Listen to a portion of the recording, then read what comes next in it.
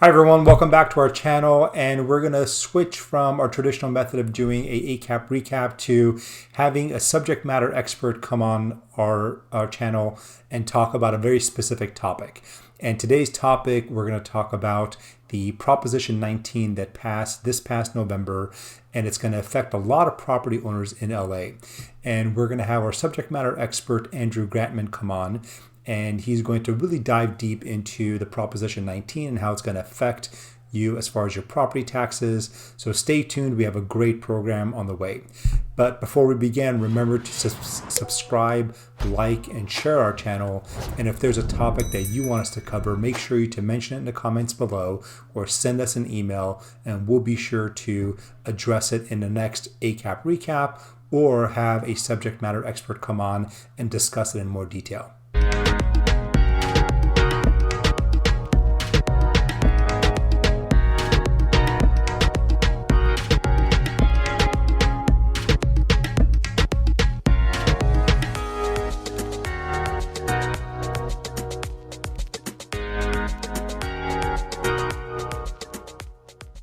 Hi everyone, welcome back. I'm Ara Ogurian with ACAP Advisors and Accountants. We are a full-service wealth management firm and a CPA firm. And as we know, we typically have subject matter experts come on our program and talk about in-depth topics and really dive deep into those topics and provide us with some valuable insight. And today I have the good fortune of having Andrew Gradman, sorry if I'm mispronouncing your last name, but hopefully that's correct, Andrew Gradman, as our subject matter expert. Now, Andrew is an attorney. His expertise is in income tax planning, compliance, mitigation, tax mitigation. Really, he's got a really in-depth knowledge base of S corporations, corporations, partnerships, individual taxation. He is truly a valuable resource for us. And today, the subject matter we're going to dive deep into is Proposition 19 that recently went into effect. It's really important and timely because there's really a deadline, an upcoming deadline. It's in mid-February that we have to be aware of. And Andrew's going to tell us a lot more about that. So Andrew, if you can maybe introduce yourself, tell us what you do, what your practice revolves around, and then we can jump right into it. Certainly, thanks for the intro. Andrew Gradman, as a tax planning lawyer, I like to characterize myself as like a subcontractor. When you go to build a house, you don't typically speak with the plumber. Hopefully, there's a general contractor in the middle, and that's fine. You may never meet me, but what I'm doing for you is I'm making sure that people like Ara can do the planning for you with all the footnotes and all the code and regulations accounted for correctly. This is going to be an example of that. We're going to talk about property tax planning and the consequences of Proposition 19, which affects parent-child transfers. I'm going to speak today as a tax lawyer to tell you about the important tax changes that have happened. But you should always remember, we're talking about a family planning dynamic here. We're talking about decisions you make as to whether your children should take possession of real properties that you own and when that should happen. And so in that case, the general contractor in the deal is your estate planning professional. And if you want to discuss these issues further, that person should be contacted promptly because they're getting a lot of work in this area right now. So what are we talking about? Well, we're talking about the tax bill paid on your real properties, which will categorize into your residence and everything else, like business properties, rental income properties. We've all benefited from Proposition 13 over the years, which is that, some would say, wonderful proposition passed in 1978, which limits the ability of tax increases on the tax base and the rate being charged against the properties that you own. So the benefit has been that the longer you own a property, the lower the tax base is and tax bill you pay relative to what it would have been had it been appraised at its current value. And we've all lived in this regime where we do everything we can to sort of string that along as possible and avoid reappraisals, events that would reappraise the property. Well, it used to be that a transfer within your family to a child or actually to a parent as well would generally be one of those avoidance events that you could engage in without having to think about it. And so we didn't think about it. You would You would transfer your home to your children. You would have some fraction of your rental properties could also be transferred to your children, taxed without a reassessment. That's going to change on the last day of that regime is February 15th of next year, thanks to a proposition which you voted for, apparently, or 51% of you voted for this. Maybe you didn't vote for it, but the other people did. And it's a mixed bag. There's a variety of things in there, some of which are going to, I'll give you the whole gamut of it because it's not as simple as I just said. But bottom line is, there are some people who need to get this message right now, and I'm speaking to you. You have 7.5 weeks from when I'm recording this presentation to get property transfers done if you want to circumvent, get the benefit of the old regime. And then, of course, I'll talk about what's the law going to be like in the future when we're not panicked about this. But let's start with the urgent message for those of you who need to hear it. So the first question is, do you care about this? Why should you care? Should you care? I don't want to be apocalyptic or giving you the sense that every one of you should be rushing to spend money on lawyers right now. We're talking about a property tax increase that would otherwise occur typically when you would give the property to your children. Typically, you would do that at death. If you're 40 years old and you have some, teenagers, many of you would be well advised or would understandably decide that this doesn't affect you. You just don't care because it's too far ahead to plan. Who knows what's going to happen in 50 years? If you have properties which are, for whatever reason, you don't feel appreciation in those properties, they're not appreciating much faster than the rate that they're otherwise appreciating, for the limited Prop 13 purposes, maybe you also shouldn't care. If you don't have any kids, well, you shouldn't care.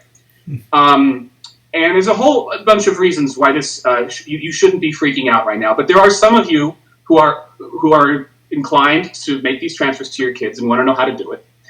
And so to you, I'd say, here's the conversation you're going to have if you call up your estate planner today. They're going to say, look, if you want to, the thing you need to do to get a benefit is to accelerate the transfer. So it would have happened when you died. You want to do it in the next 8 weeks. To do that, the law requires a change in beneficial ownership, not paper, not FACO, real ownership.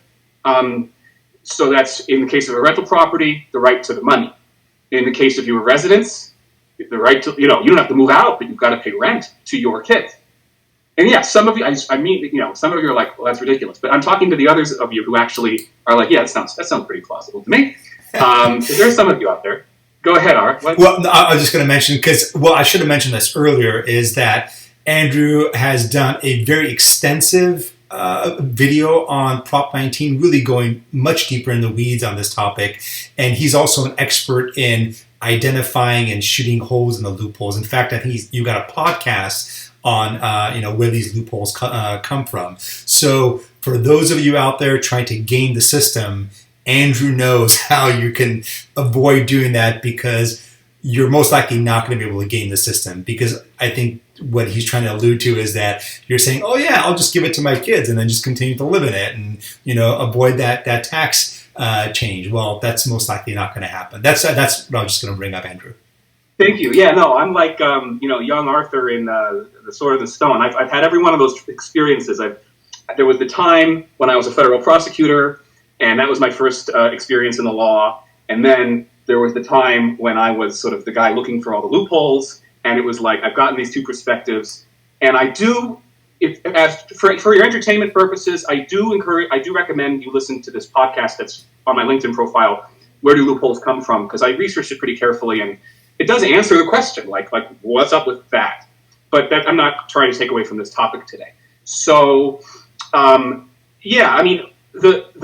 it's always arbitrage. In business, you have your arbitrage. In tax, we do our arbitrage. What I do for a living is I try to find those little things where if I plan the transaction a little differently, I can get you a better tax benefit, but achieve your personal goals. And that's what you come to me and you say, okay, I want the government to think I've transferred my house to my kids. but I don't want to really. And if you do that, that's a completely respectable conversation to have with me. I don't shame you for that. That's what we do in my profession. And the problem is that, again, as I commented, you got to transfer beneficial use in all these respects. So, around California right now, there's a bunch of attorneys who are trying to come up with ways to avoid that. I do shoot those down. But the one way that you can sort of we all have a consensus that, your estate planner will advocate to you is, okay, create a trust for your kids, give them the property, give them the income in the trust. With certain constraints, you can have that money held back, probably held back by a third-party trustee or in some form of a systematic method that you don't get to interfere with. But you don't have to give them all the wealth. But it's theirs, not yours. Except that here's a trick that your estate planner will tell you about. You can sell it to them for a promise to pay in the future, and if that's structured thoughtfully, you'll actually get the benefit of that income that you just gave away, so that you're not giving away all your money. You're giving away some. Go ahead, Ara. You're on mute, though. Yeah. I just what I wanted to comment on is I forgot. Is this? Are you talking about Cuberts? You brought this up in more detail. Is this what a Cubert is? Not a Cubert now. A defective grantor trust. Okay. All right. Yeah. And then the other part of it is is this? You also mentioned the step doctrine, which I think is very important to bring up. Is this any way related to the step doctrine if you do this and kind of... No, this won't implicate the step transaction. What I'm describing to you is an extremely conventional estate planning technique. Okay. Because there are sort of three legal regimes that you think of when you engage in estate planning. You think of the law of the state, which is, who owns the thing, which is what you as the client ultimately care about. And then we think about the tax regimes of estate and gift tax and the income tax. And so the trust is written with three audiences in mind: California, estate tax, and income tax. So to the extent we're speaking to the estate tax, we say, this is a completed gift. We often say that. Historically, that's a pattern in estate planning. But you can speak a different language to the income tax and say, nothing just happened and the owner still owns the property. Meaning for estate tax purposes, you can have a completed transfer, but for income tax purposes, it can be retained by the owner. That's what defective means in the phrase defective grantor trust. And that's what we historically planners do in planning arrangements. You can do a further twist on it where, I said three audiences. You could have it be a completed gift for California purposes, but incomplete for both estate and for income purposes. So for the estate purposes, the figure of speech is incompleted gift. Mm-hmm. And for income tax purposes, we call it a grantor trust. That's the terminology to what I've just mentioned to you. And the incompleted gift is important I say important for you to know about.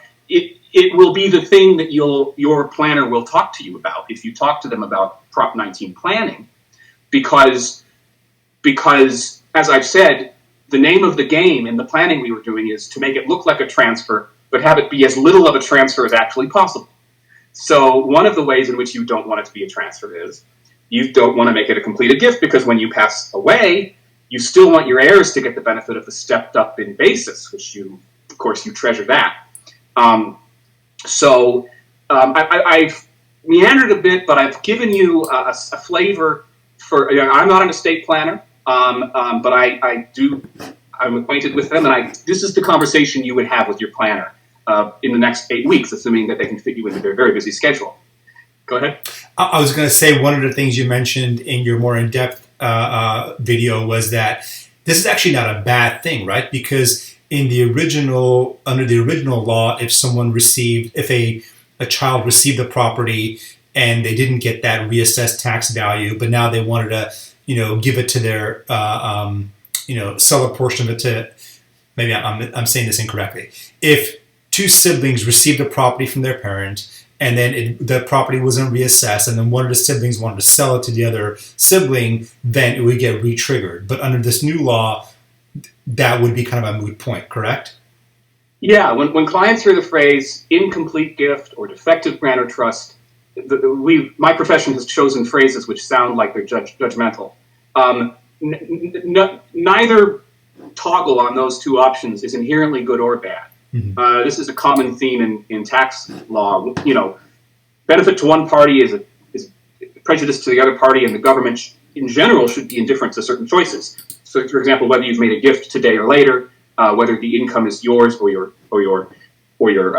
children's, and it's only the insider information that you possess that allows you to decide whether, well, I'm going to arbitrage this, and I'm going to choose to make it an incomplete gift, knowing that, as you're referring to, for estate and gift tax purposes, it's often better to make earlier gifts, and I've prejudiced myself in that respect. But for income tax purposes, it's often better to keep it in the estate, and most people don't have taxable estates, so it's better to keep things in your estate. I mean, I'm not giving you that advice, but your planner will give you that advice, probably. Okay. Go ahead. Oh, nothing. I was just agreeing with you. I think that's a valid point. So, yeah, I didn't mean to throw you off track there. I think one of the other things that I like that you brought up or mentioned is the progressive nature of this tax. Is that as the size of the estate gets larger and larger, maybe if I'm probably not going to do a good job of explaining it, but I think that as the size of the estate gets larger and larger, the tax associated with it, the tax reassessment gets larger and larger. Is that correct? Did I say that right? That's correct. And it's a good transition, because in my mind, what I've been speaking to now is that narrow slice of you who are here to make hasty decisions in the next 8 weeks. But now, to the rest of you, you should just be educated as to what's in store for you going forward, even if you can't do anything about it. And that it would be, okay, what's the significance of this change? So, at such time as you should transfer properties to your children, whether at death or during life, we want to group them. I mentioned these two categories, which continue to persist. There's your personal residence, and then there's everything else. Let me do the two. So with a personal residence, there's always been a more favorable exemption historically. It's been that under current law, it says that your personal residence can be transferred to your children without reassessment. The new law is going to limit that. Their attitude is, wait, what if your children take the property and they rent it out and turn it into a rental property? They're going to say that's not a personal residence as far as we're concerned, and why should we be? The nostalgia's not there because you already gutted the house, etc. So they're going to limit it to cases where the house has been resided in by a child. They're not specific in the rules about how long the child has to live there, and I hear a lot of conversations about ways you could sort of toy with that. I don't advise you to get too excited about it, because there's going to be more rules legislated on by the legislature over the next 12 months, and they're going to address this. They're going to come up with some sort of anti-abuse rule. So for this conversation, you have to reside in the house. You got to move into your parents' house. Okay, that's what you got to do. Okay. And if you do that, you'll still get an exemption, but it's also going to be limited. It's not going to be unlimited. And the way the old rule was, it was you just transfer over the old assessed amount. The old rule, they're going to charge you, your new number will be the greater of the old assessed amount, or the fair market value of the property minus $1 million. And, you can see from the sadness in my face that a lot of my clients for $1 million was like, what? That's nothing. And it's good for them. But what I was getting at is that has the effect of making this a progressive tax. So the more valuable your house gets, the less use that $1 million is to you. I mean, for some properties, fair market value minus $1 million will bring you down below the old assessed value, and you just have the old regime of assessed value gets carried over. But as houses get more expensive in absolute dollars, FMV minus $1 million is suddenly the greater of the two numbers. And as it gets even larger and larger, as the house value of the house approaches infinity, the value of $1 million approaches zero. So that, and it's also progressive the same phenomenon manifests itself in differences in the appreciations of property. So that's why I said earlier, it matters whether your property is if you can forecast that it will appreciate a great deal. If the property is going to be like a 10% year-over-year appreciation kind of thing, then that $1 million will quickly become not very helpful to you. Okay. So that's what I meant by that. Can you talk a little bit, because what we just talked about is the primary residence. Can you talk a little bit about a rental property? So if, let's say, a husband and wife or a couple own a rental property in addition to their primary residence, what are the current rules now for that rental property if it gets passed down to their kids? And then what's going to be the new rule with the rental property? Yeah, so current rule, when you acquired your properties, you were relying on a rule which said that you could transfer up to an individual could transfer $1 million and a married couple could transfer $2 million of what's called full cash value, which is just a silly technical term for the number on your tax bill that's the current tax base. Mm-hmm. So, you may have an apartment building which is worth $10 million, but when you get your tax bill, if they're taxing you on $3 million, then it has a full cash value of $3 million.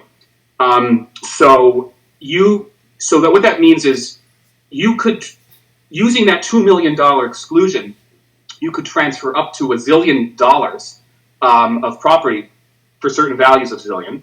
And I don't want to make up specific numbers because it would give away how bad I am at math. But you should get the idea of here. I do the kind of math that requires Greek letters, not Arabic. But you get the idea. But suddenly, what's going to happen in February 16 of 2021 is they're going to get rid of that altogether. There's going to be no 1 million, no 2 million. Every dollar for dollar transfer is going to be appraised, and that's why people are motivated now to potentially accelerate those transfers to their children in the kinds of trusts that we've been talking about. And as of now, there's no rule for, let's assume on the first scenario where a child inherits it and they live in the property, or they say they're going to live in a property as their primary residence. Right now, there's no rule on how long they have to live in it before they can rent it out again, right?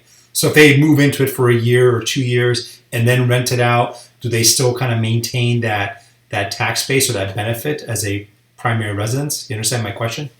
Yeah, you're asking if it was a primary residence of mom and dad, and yes. Then the child moves in, and then the child lives there for a year, and then the child says, okay, I've done my duty, now let's start making money on this house. Right. There does not exist a rule, but the legislature is going to make rules on this, and I'll tell you that the only other new authority we've seen is a letter to assessors that's been circulated. They're sort of like internal memorandums, and they say that you should flag any property transactions that implicate these rules in case the law should change with a retroactive effect. We will go back and we'll revisit it. Mm-hmm. Now, look. At a certain point, we're bleeding from the subject of what the law says to how do they enforce the law. People hate me because I don't talk about enforcement. I assume perfect enforcement, and I don't give people advice on how to circumvent the law. That's for you to do as a client without the benefit of legal. So can you get away with this stuff? I am not saying either way. Okay. One of the other things that you brought up, again, in a more in-depth video is about if a property is encumbered, then let's assume a family does do that transfer between now and February, they should be aware that they got to let their lender know because it could accelerate the payoff clause, right? So maybe you want to talk a little bit more about that and kind of how that works. Yeah, that's what I'm going to be looking at right when we get off this call, isn't it? Okay. So if you had your mortgage agreement in front of you, you would find a clause in there, which is maybe referred to as due on transfer or something of that nature, which reflects the fact that the mortgage company made the loan in reliance on you as an individual person, your personal, your liquidity and all those things. And so they reserve the right that if you transfer the property to someone else, that they can accelerate the loan, demand the entire loan due immediately, forcing you to refinance or something worse. There are limitations on the ability of lenders to do that. So even if it says that in the four corners of your loan, there's a federal law called the Garn-St. Germain Act, which specifies certain exceptions, including, I'm pretty sure, a gift to a child is such an exception. Problem is, gifts to trusts may or may not be protected in that way. And I don't want to give a generality, but I know, like, for example, with a special kind of trust called a qualified personal residence trust, which is used for estate planning, it's believed that that is not protected. So, and here I am advocating for you to make transfers in trusts rather than outright. Well, if you do that, your estate planning attorney will want to talk to you about whether you're protected by the Guard St. Germain Act, and if not, as a practical matter, lenders, I've heard anecdotally, they overlook these kinds of things because they just want to get paid. But as your lawyer, I don't want to advocate that you do something, breach a contract without warning you about it.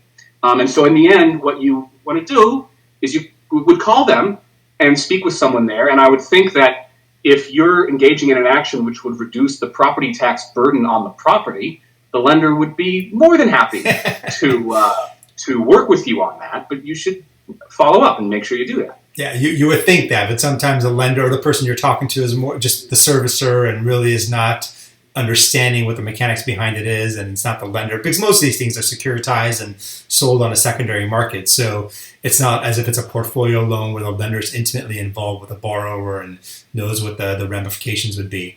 I want to point out something else that I think viewers would want to know about is it's important to know how the property is titled beforehand, right? So if it's in an LLC or an S corp, then this new Prop 19 rule does not apply. Is that correct? Yeah, that's correct. So this doesn't affect all of you because many people, especially when you were acquiring your rental properties, you acquired them in entities such as LLCs, partnerships, etc.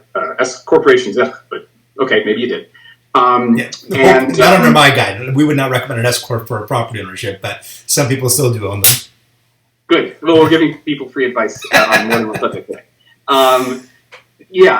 So legally, there's a distinction to be made as to whether you acquired it as individuals and then put it into the entity versus if you actually acquired it in the entity. And I know that lenders can be persnickety about these things, and sort of that affects the choice you may have made. But let's assume a simple universe. The best planning scenarios arise where you acquired that rental property in, what you did was you put cash into the LLC, and then the LLC, as a legal buyer, bought the property from a third party, unrelated third party. Mm-hmm. The planners love that. It gives them some unique flexibility that cannot be achieved in any other way. I'll just give you an example that I've heard that I know that they like to be done. We want to make a parent-child transfer, right? And I've already given you the dynamics for the owning the property outright. Now, in the LLC scenario, mom and dad, suppose they transfer 50% of the LLC to child one and 50% of the LLC to child two. The result I'm going to give you depends on there being two children. It won't work for one child. What they've done is they've transferred 50% and 50%. And because of the special rule for entities, that what I'm dealing with here, the trigger only happens when there's more than 50% transferred to a particular person. And since neither of those children winds up with more than 50%, that was an exempt transfer.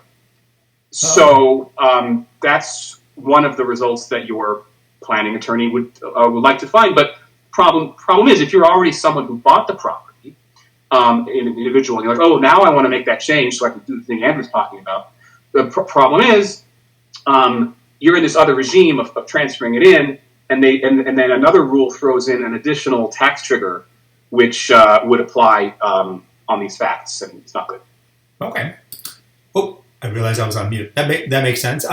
Is there anything else we need to kind of go over related to the property tax reassessment for primary residence and rental property? Because I want to pivot a little bit to some of the other provisions of Prop 19, which I think have to deal with people who are over age 55 and they're selling their property and relocating to another residence of equal or greater value, which I think also comes under Prop 19 as well, right? That was another change that happened. So before we kind of switch, we have some good news for you. Let's talk about good news. Yeah, not say that what we've been talking about is necessarily bad news, but is there anything else we need to go over with the first subject before we kind of move over to the transfer of tax base for people over 55?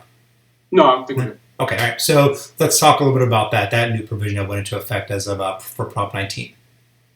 So another one of the exemptions that has always existed, or has existed for some time, is that for what they would call senior citizens, although it's 55 and older, so it's not very nice of them, and also victims of wildfires, disasters, and so I'm going to focus on the seniors because that's the richer set of rules here. So there has been an existing rule, an old rule, which would allow you to downsize your home. It would only, if you were to go from your current house to one of a lower fair market value, then they would allow you to carry over your assessed value. So the kind of scenarios here, I'm going to get exaggerated numbers just to give you a color for this. You bought your house for $100,000.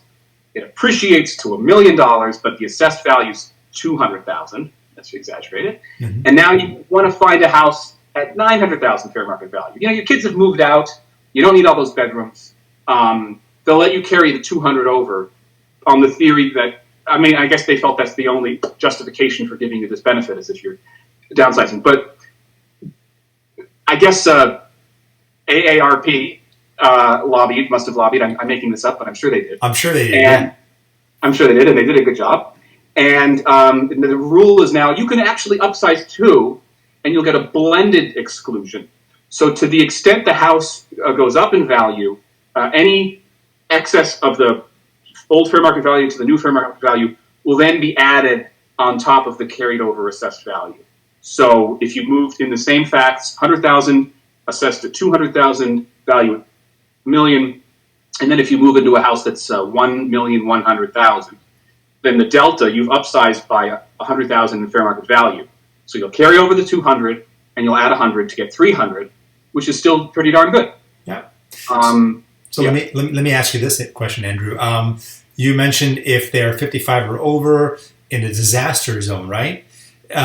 So during COVID, to allow people to qualify for the EIDL loan, which is the Economic Income Disaster Loan, the SBA essentially made all of the U.S. a disaster area. Does that mean that essentially anyone in California could say that they're in a disaster zone and would qualify for this? No, it's just because I glossed over the details. The problem is it's not as simple as a home in a disaster area. I have to see if it's in my notes here, but if you'll allow me to speculate, it's okay. It's taxpayers over 55, the severely disabled. Okay, there's going to be a definition for that, or victims of a wildfire or natural disaster. Oh, natural disaster. When you look at that, it's not going to be like, I happen to live in the house next door to me burned down in a fire. So it's not going to work. I appreciate it though. Okay. I thought it was just a disaster zone. I didn't catch that second part about a natural disaster. Okay. Because I'm sure you know that the SBA declared all of the U.S. as a disaster zone for the EIDL loan. For people who it was FEMA. Yeah. Right. Believe me, I've tried to plumb the depths of levering the disaster area provisions in a variety of ways. There aren't not a lot of provisions I know of where you can get ahead just by being in a disaster area. They always tied in and it's attributable to the disaster. Right. And we could go into that. It's a fun topic, but I'm sure not a lot of people came here for that. So it's never that easy. Never that easy. So, okay. Anything else you think that is important to highlight related to Prop 19 before we kind of wrap it up here a little bit? No, I don't think so. I could give a summation of some kind, but that's part of the wrap up. Yeah. Okay. Why don't you give a summation? And I think I'm going to kind of quickly look through my notes because I did have some questions I wanted to ask you, and I think I might have gone through all my questions already. But give a summary, and then I'll just briefly look through my notes and make sure I didn't miss anything. Yeah. I think it's always important to wrap up by asking how we feel about a bill and whether it's good or bad. And I'll give both sides of the equation, right? Okay. California Prop 13 happened in an environment where Californians were facing inflation, government corruption, property taxes are rising quickly, rates are rising quickly. It was a perfect storm, and they expressed the views of taxpayers that they didn't think their property should be taxed as much. And what we did then after that was, the property taxes fund local schools and things. We cut those funds, and what do? We have a lot of our incomes come from sales tax now, sales and use tax, income tax. And a lot of the general fund goes to funding those things. So in a sense, you lower one tax, you're going to raise another. And that's what we did. And it's a statement, we as Californians prefer to be taxed on our incomes rather than our property. You could look at it that way. Mm-hmm. And in that case, it's not right for them, this may not be right. I wanted to just express a view that because so many people are so vehemently anti-tax, and as a tax lawyer, you'd expect me to say that way, but COVID has really affected me in terms of my attitude towards the role of government. I think that we do need to be able to fund government activities going forward. So we have to be honest to distinguish between good tax increases and bad ones. So here are the things in favor of this one. Like I've said, it's progressive, which it's important to have the burden borne mostly by the wealthy. I mean, that's a policy statement that's commonly held. You don't have to agree, but that's how I feel. It cuts off the exclusion for the right people. If you're going to move into the house, it allows you to continue to get an exclusion. But if you're going to rent it out, in the old rule, the exclusion would continue. Seems to be a fair cutting off point that properties that you're rented out to strangers, we should be less upset if the property tax burden forces you to sell it, because you're not living there anyway. Mm-hmm. People get the step up in basis in inheriting property anyway, so there's a huge income tax benefit they get out of it. And so, I just want to say I've heard this claim that this bill was sort of lobbied for by real estate developers, and that may be the case. I joked about AARP, so I'm about to get pie in my face, but we're as educated people, we don't judge things by who supports them. I'm a lawyer. I've read these bills. I'm telling you what it does. There are economists out there who do the same thing. We don't ad hominem real estate professionals like this bill. I don't want to get that. Shouldn't be a part of the conversation. So these are some analysis I have. Go ahead. Okay, and I also wanted to point out that keep in mind that if you're continuing to live in a house and your kids are young, as I think you mentioned earlier, you're still your tax base is not going to get reassessed. You're still benefiting from the original Prop 13, if I'm not mistaken, right? Which is very different than someone, for example, I used to own property in another state, and I know that every year I'd get a reassessment bill that said, oh, my property had gone up by X amount, and I just had to pay it because that's what the reassessment was by the assessor's office. But in California, that's not the case. Prop 19 didn't change that, unless I'm mistaken. And correct. And let me throw one other thing out is like, we're trying to shelter people. People want to be sheltered against the effects of property taxes growing up. And so they're like, okay, let's tap down these taxes. One of the forces increasing property taxes, property values in California is Prop 13. It's the fact that we undercharge taxes on real property. And when we gradually bake in a property tax, which is reflective of the true values of properties, the values of the properties won't grow as quickly, which is a good thing for this purpose because the fair market value that's used to measure the tax reassessment will be lower. Yeah, I wonder if the property tax, or I wonder if the property values are going to decelerate as a result of this. That's kind of yet to be determined. But I remember a question that I did have earlier, not so much of a question, but a comment, is that you'd mentioned that Prop 13 creates kind of like a lock-in factor, whereas now this essentially unlocks that. So maybe you can talk just really briefly about that as well. I'll do both. I'll just say, I might be exaggerating the effect. It was bigger for Prop 15, which didn't pass in November, because that would have actually gotten rid of Prop 13 for commercial and industrial properties. But there's at the margin, more personal properties, family properties are going to be sold rather than inherited now because of the fact that the property tax exclusion is gone, increasing the supply of marketable properties and therefore lowering the price. So we can all question the math on that, but that's the phenomenon. So lock-in. Oh, yeah. So I just think it's interesting that whenever I think it's funny that there's a flip side to any tax benefit. A tax subsidy comes with the strings that are attached to be able to enjoy it, and then that's perceived as a burden.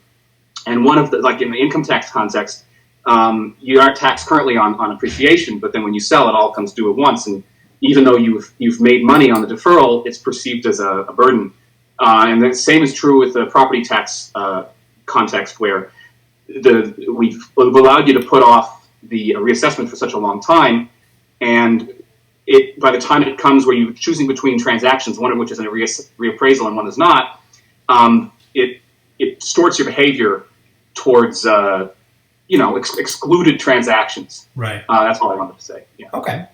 Well, if there's nothing else, I just want to kind of wrap up and thank you, Andrew, for coming on and really going deep into Prop 19 and educating our viewers about how it could potentially affect them, or not to make hasty decisions, but more importantly, to reach out to their state attorney and talk to them and their CPA before they make any decisions. Because I think as professionals, we recognize that a lot of people make the decision or do a transaction, then come to us afterwards and say, how can I reverse it, or how can I avoid the tax associated with it, which is obviously too late because the bullet's left the chamber at that point already. So thank you again for joining. It's been a pleasure having you on.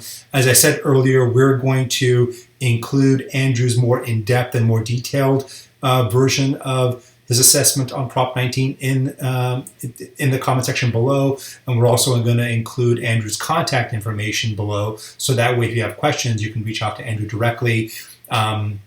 If there's a topic that you want us to cover, please contact us, mention in the comments below, and we're happy to bring on either Andrew back or another subject matter expert, but definitely be able to address any questions or concerns you might have. So thank you again, Andrew, for joining us. Thank you. Have a great New Year, everyone.